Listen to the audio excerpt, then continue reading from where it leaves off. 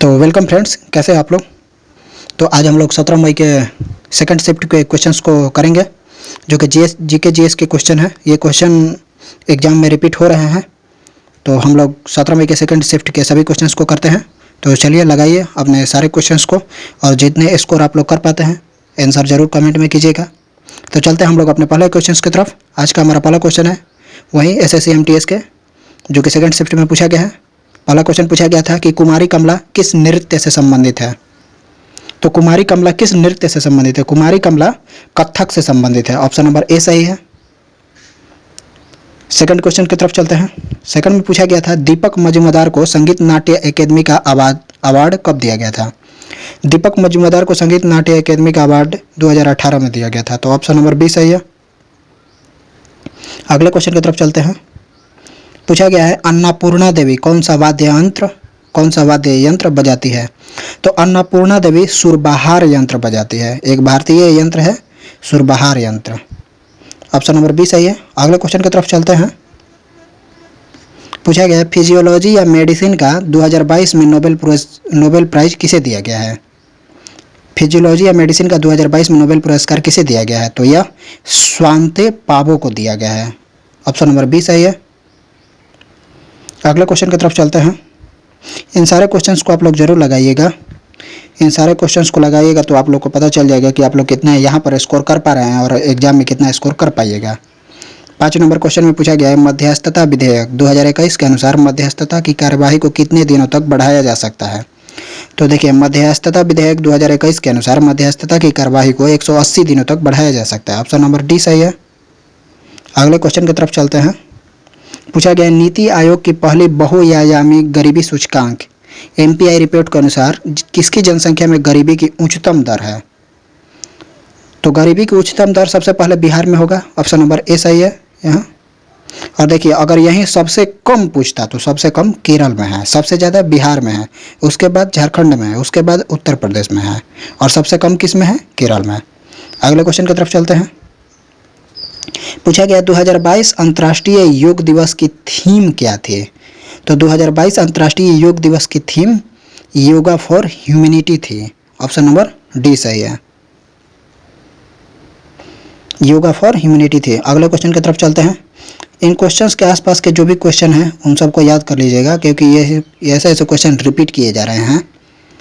पूछा गया है अगले क्वेश्चन में केंद्रीय बजट 2023 में 2023-24 में भारत की सांकेतिक GDP कितने प्रतिशत की दर से बढ़ने का अनुमान लगाया गया है। तो भारत की GDP को 10.5% की दर से बढ़ने का अनुमान लगाया गया है 2023 में। ऑप्शन नंबर सी सही है। अगले क्वेश्चन की तरफ चलते हैं। पूछा गया पेड़ पौधे के हरे भाग को क्या कहा जाता है। तो सभी लोग जानते हैं पेड़ पौधे के हरे भाग को क्लोरोफिल कहा जाता है। अगर ऑप्शन में क्लोरोफिल ना होकर हरित लवक दिया हो तो क्लोरोफिल को ही हरित लवक कहा जाता है। ऑप्शन नंबर ए सही है। अगले क्वेश्चन की तरफ चलते हैं।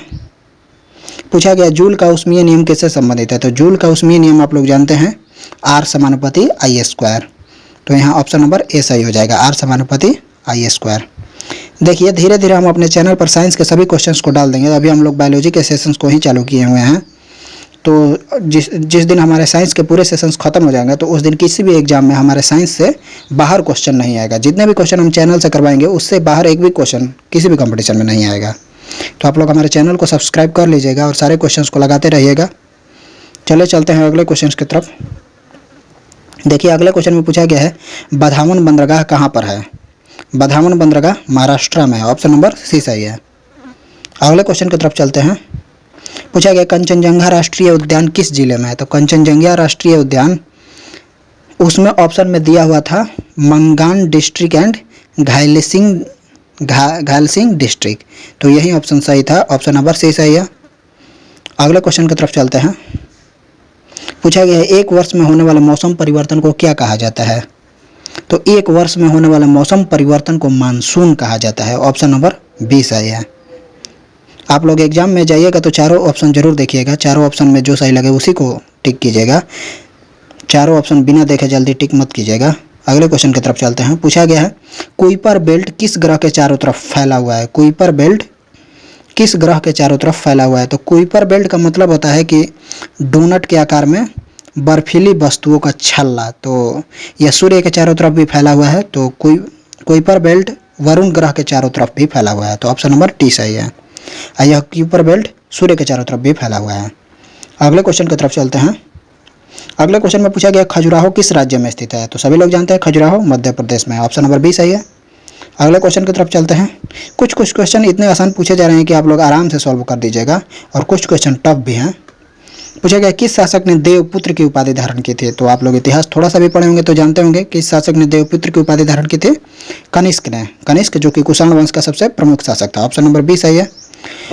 और कनिष्क के शासनकाल में ही गांधार शैली का सूत्रपात हुआ था। गांधार शैली का शुरुआत कनिष्क के शासनकाल में ही हुआ था, तो ये भी क्वेश्चन पूछा जाएगा, तो आप लोग याद रखिएगा। और भी कनिष्क से संबंधित कुछ क्वेश्चन पूछे जाएंगे, जैसे शक संवत की शुरुआत किसने की थी, तो ऐसे ही क्वेश्चन पूछे जाएंगे। अगले क्वेश्चन की तरफ चलते हैं। पूछा गया है केसरी न्यूज पेपर के संपादक कौन है। केसरी न्यूज के संपादक हैं बाल Gangadhar Tilak, option number B सही है। तो जितने भी न्यूज पत्र हैं उन सभी को याद कर लीजिएगा, आगे के क्वेश्चन में एक एक क्वेश्चन जरूर देखने को मिलेंगे आगे के जितने दिन के एग्जाम होंगे।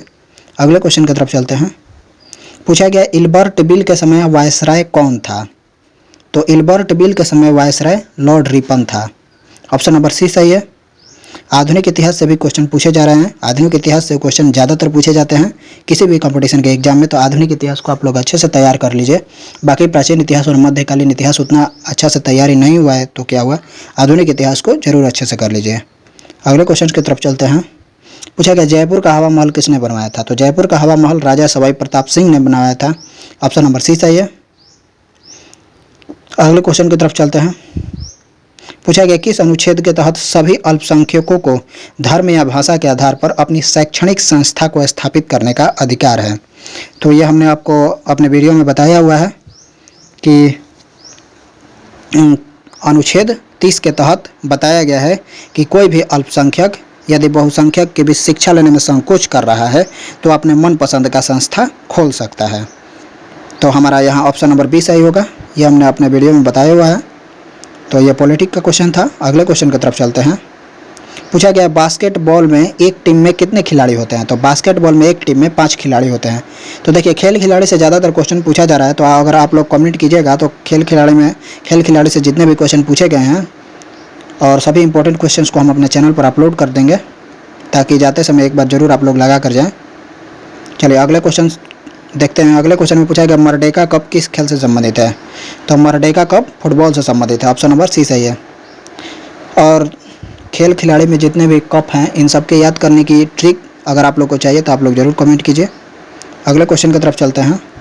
पूछा गया है भारत में प्रथम बार जनगणना कब की गई थी, तो सभी लोग जानते हैं भारत में प्रथम बार जनगणना 1872 ईस्वी में की गई थी, ऑप्शन नंबर बी सही है। आप लोग के लिए क्वेश्चन है, आप लोग बताइएगा कि भारत में क्रमबद्ध जनगणना की शुरुआत कब और किसके शासनकाल में की गई थी, ये आगे पूछा जाएगा, तो आप लोग ज़रूर याद रखिएगा। और इसका आंसर इसी ऑप्शन में है, आप लोग ज़रूर कमेंट में कीजिएगा। अगले क्वेश्चन की तरफ चलते हैं। पूछा गया कौन सा भारतीय दर्शन का भाग नहीं है, तो न्याय दर्शन भारतीय दर्शन का ही भाग है, योग भी, मीमांसा और चावार्क, ये चारों ऑप्शन सही है। चारों भारतीय दर्शन के भाग है, जिसमें 3 न्याय दर्शन, योग दर्शन और मीमांसा वेदांत है, और एक चावार्क नास्तिक है। तो ये चारों भारतीय दर्शन का भाग है, तो इसमें आंसर नॉन ऑफ दीज होगा, ये चारों सही हैं। अगले क्वेश्चन की तरफ चलते हैं। वहाँ ऑप्शन कुछ दूसरा दिया होगा, तो हमें ऑप्शन याद नहीं है, हमने उसको नहीं डाला हुआ है। अगले क्वेश्चन की तरफ चलते हैं। 25 नंबर क्वेश्चन में पूछा गया है India at risk, mistakes, misconceptions and misadventures of security policy पुस्तक के लेखक कौन है, तो इस पुस्तक के लेखक जसवंत सिंह है, ऑप्शन नंबर ए सही है। यह टफ क्वेश्चन हो जाता है आप लोग के लिए। अगले क्वेश्चन की तरफ चलते हैं। आज के हमारे 25 क्वेश्चन पूरे हो चुके हैं, इतने ही क्वेश्चन थे। तो वीडियो को अच्छा लगा होगा तो जरूर लाइक कीजिएगा, चैनल को सब्सक्राइब कीजिएगा, और एसएससी एमटीएस के जितने भी प्रीवियस क्वेश्चन पूछे जा रहे हैं सभी क्वेश्चंस को हम धीरे धीरे अपलोड कर देंगे। यहाँ थोड़ा टाइपिंग करने में दिक्कत आ रहा है, लेकिन धीरे धीरे सारे क्वेश्चंस हम इस चैनल पर डाल देंगे, तो आप लोग चैनल से जुड़े रहिए। तो रहने देते आज के लिए बस इतना ही। वीडियो को अच्छा लगा होगा तो जरूर लाइक कीजिएगा।